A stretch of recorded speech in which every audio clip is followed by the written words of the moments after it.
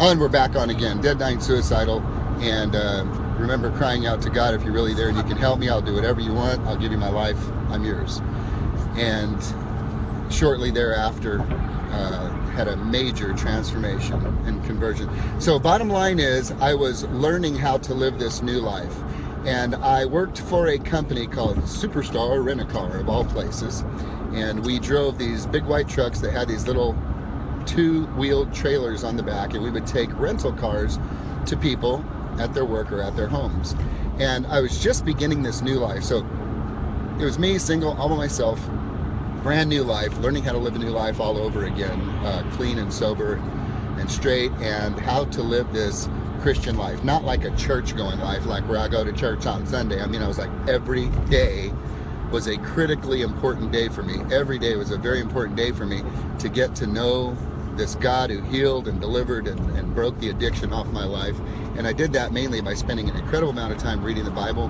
And unlike most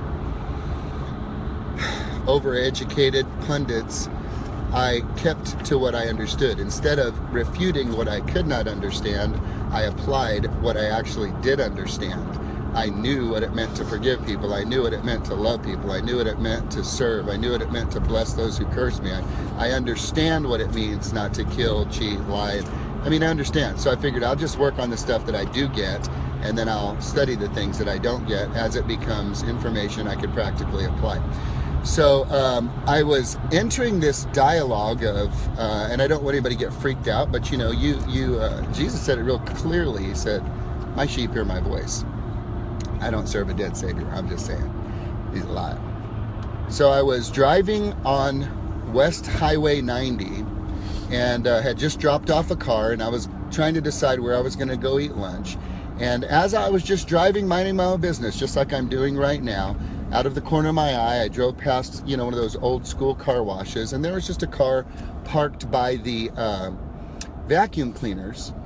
And I looked over and I saw a guy in there, and as I'm driving my own business, and in my mind, now I'm going to tell you again, when you hear people say, "I heard from God," this isn't creepy, crazy stuff. What does it sound like?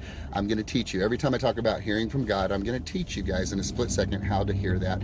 Okay, so I'm going to ask you 2 questions real quickly, and I want you to answer these questions for me as quickly as you can.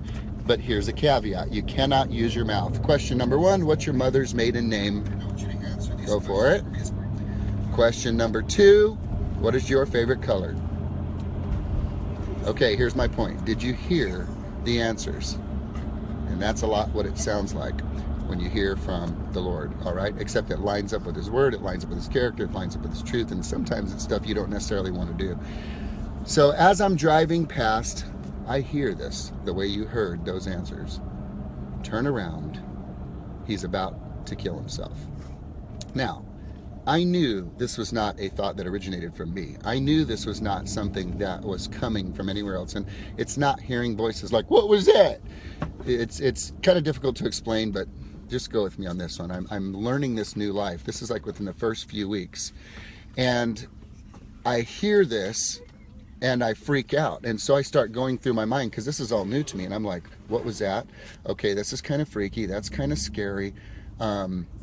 That's really weird. How do I know? How do I know this is really happening? How do I know this is really going on? How do I know that's really going down? And then I thought, dude, faith, man, you know, come on, faith.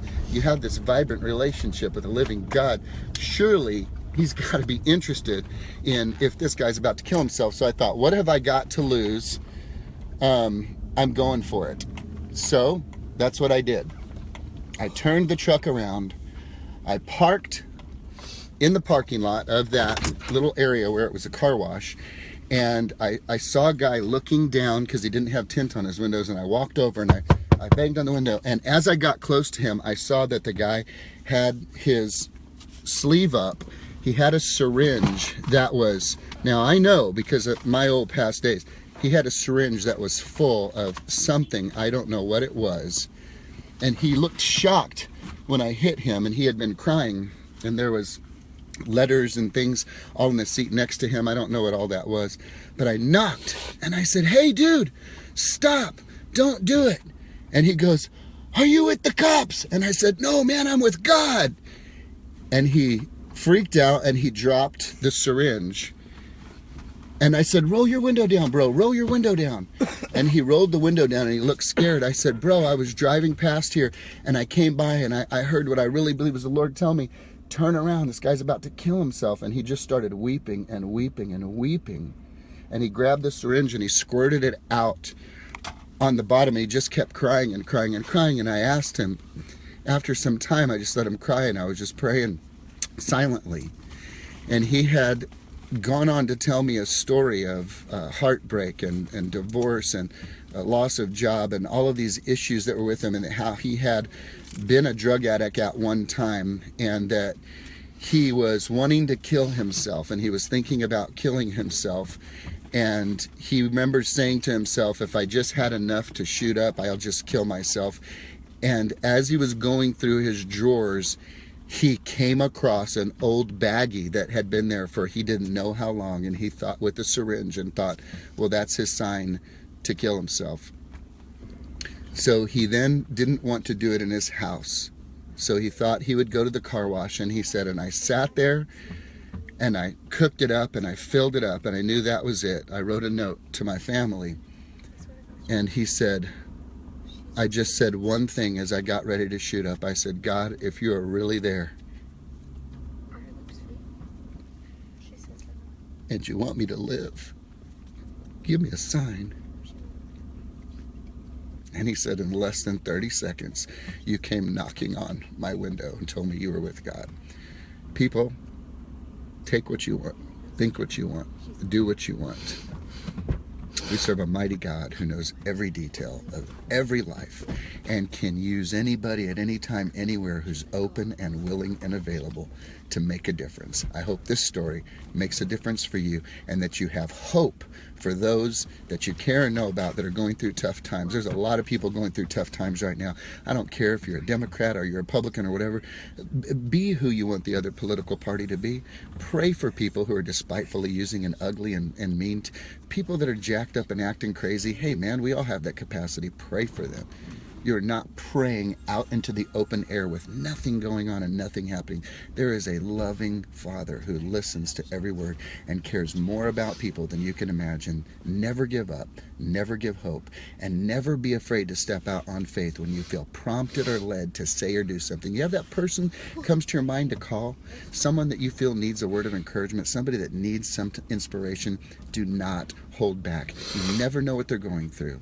And you never know who has said in their heart, "God, if you really care, send somebody to me," and he might just choose to use you. You guys have a great Sunday.